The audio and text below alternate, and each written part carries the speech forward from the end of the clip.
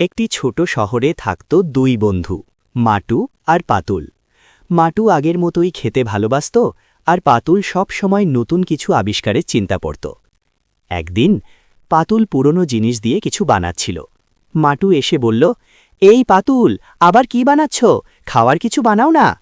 পাতুল হেসে বলল, আজ আমি বানাবো একটা রোবট যে আমাদের সব কাজ করে দেবে। মাটুর চোখ বড় হয়ে গেল।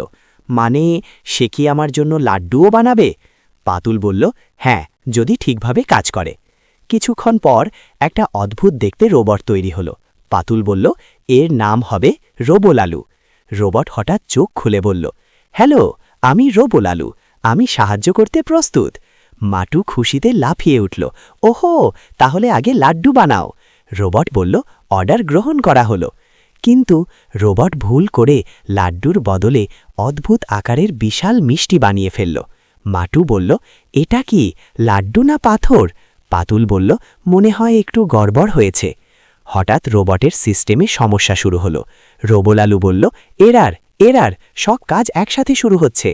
তারপর যা হলো, রোবট একসাথে ঝাড়ু দিতে লাগলো, রান্না করতে লাগলো, দোকানের জিনিস টেনে আনতে লাগলো। পুরো শহরে শুরু হয়ে গেল গোলমাল। ঠিক তখনই ইন্সপেক্টর ঢোলু এসে বলল, আবার কি বিপদ হলো এই শহরে? এদিকে টিঙ্গার পিঙ্গা রোবটের গোলমাল দেখে সুযোগ নিল। তারা বলল, চল এই সুযোগে ব্যাংক লুট করি। তারা চুপি চুপি ব্যাংকে ঢুকে পড়ল।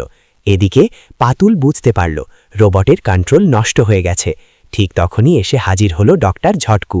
তিনি বললেন, এই রোবটকে বন্ধ করতে হলে এর কন্ট্রোল চিপ খুলতে হবে। কিন্তু সমস্যা হলো, রোবট এখন খুব দ্রুত চলছে। মাটু বলল, আমি চেষ্টা করি। সে দৌড়ে গিয়ে রোবটের সামনে দাঁড়ালো। রোবট বলল, বাধা শনাক্ত, সরাও। মাটুকে সরাতে গিয়ে রোবট তাকে ঘুরিয়ে ফেলে দিল। মাটু বলল, ওহো, এটা তো খুব শক্ত।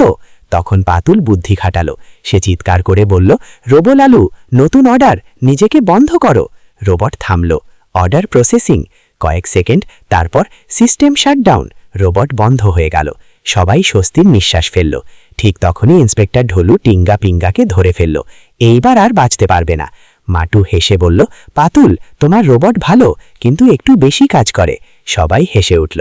শিক্ষা, বুদ্ধি ভালো, কিন্তু নিয়ন্ত্রণ না থাকলে প্রযুক্তিও বিপদ ডেকে আনে।